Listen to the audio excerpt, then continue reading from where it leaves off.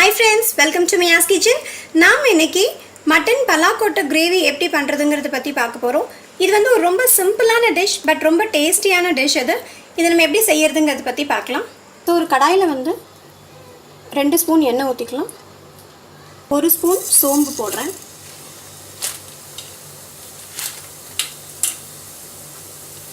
ஒரே ஒரு பட்டை.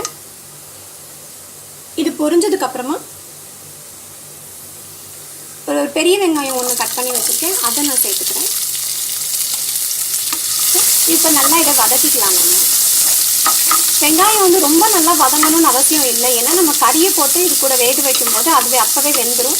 ஸோ ஒரு லேசாக அந்த கலர் மட்டும் சேஞ்ச் ஆனால் போதும். இந்த ஸ்டேஜில் வந்து இஞ்சி பூண்டு பேஸ்ட் வந்து 1 ஸ்பூன் போட்டுக்கலாம். இஞ்சி பூண்டு பேஸ்ட் வந்து 1 ஸ்பூன் போட்டிருக்கேன். சிலர் வந்து இஞ்சி பூண்டு வந்து எண்ணெயிலே போடுவாங்க, வெங்காயம் போட்டதுக்கு அப்புறமும் சேர்த்துக்கலாம். அது அவங்களோட இஷ்டம் தான். இதுவும் நல்லா வதங்கட்டும். இப்போ கொஞ்சம் வதங்கினதுக்கப்புறம் கருவேப்பிலையை சேர்த்துக்கலாம். அண்ட் ஒரு 2 தக்காளி கட் பண்ணி வச்சுருக்கேன், அதையும் வெளியே சேர்த்துக்கலாம். இதையும் நல்லா வதக்கிக்கலாம்.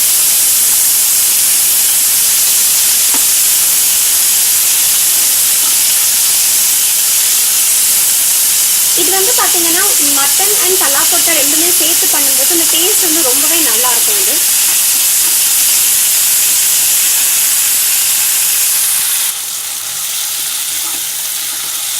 ஸோ இப்போ வந்து அந்த தக்காளி வந்து நல்லா வதங்கிடுச்சு. இந்த நேரத்தில் வந்து நம்ம ஒரு 200 கிராம் மட்டனை வந்து நான் கழுவி வச்சுருக்கேன், அதை இதில் சேர்த்துக்கலாம்.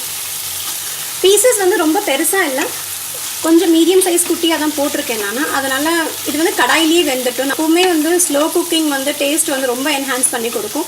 குக்கரில் வந்து நம்ம டைம் இல்லை அப்படிங்கிறத மட்டும் யூஸ் பண்ணிக்கலாம். அதர்வைஸ் இதை வந்து கடாயிலேயே நம்ம வேக வச்சோன்னா அந்த இடையில இருக்கிற அந்த தண்ணி எல்லாமே இதில் இறங்கி ரொம்ப நல்ல டேஸ்ட் வரும் இது கூட. இப்போ இந்த கறி கொஞ்சம் வதங்கட்டும்.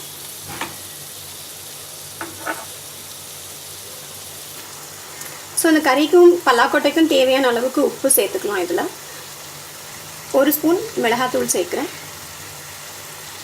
1 ஸ்பூன் தனியாத்தூள், ஒரு 1/4 டீஸ்பூன் வந்து கரம் மசாலா. இது வந்து நான் நிறைய கரம் மசாலா சேர்க்கலை, ஏன்னா அந்த மட்டன் அண்ட் பலாக்கோட்டையோட டேஸ்ட்டே வந்து வேணுங்கிறதுனால நான் நிறைய கரம் மசாலாவும் சேர்க்கலை அண்ட் ஹோல் ஸ்பைசஸும் நிறைய சேர்க்கலை. ஒரே ஒரு பட்டை அண்ட் சோம்பு மட்டும் தான் போட்டு தாளிச்சிருக்கோம் இதில். இப்போது இதில் கொஞ்சம் தண்ணியை ஊற்றி நம்ம இதை கறியை வேக வைக்கலாம்.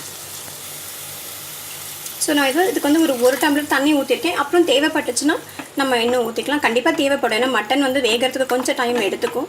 அதனால இப்போவே வந்து இன்னும் ஒரு 1 டம்ளர்னு ஊற்றிக்கலாம். ஸோ இன்னும் 1 டம்ளர் நான் சேர்க்குறேன். ஸோ மொத்தமே வந்து நான் 2 டம்ளர் தண்ணி சேர்த்துருக்கேன்.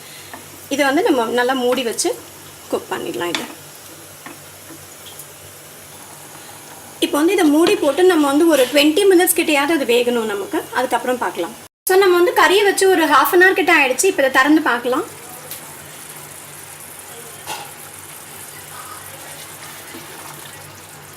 கறி வந்து நல்லா வெந்திருக்கு பாருங்கள். கறி நல்லா வெந்துருச்சு அண்ட் நம்ம ஊற்றுன தண்ணி இல்லாமல் நல்லா கொஞ்சம் சுண்டின மாதிரி வந்து எண்ணெய்லாம் மேலே மிதக்க ஆரம்பிச்சிருச்சு.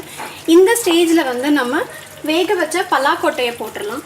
நான் பலாக்கோட்டையை வந்து வெறுமனே குக்கரில் மட்டும் வேக வச்சு அதை ஹாஃபாக கட் பண்ணி வச்சுருக்கேன், அதை இதில் சேர்த்துக்கலாம்.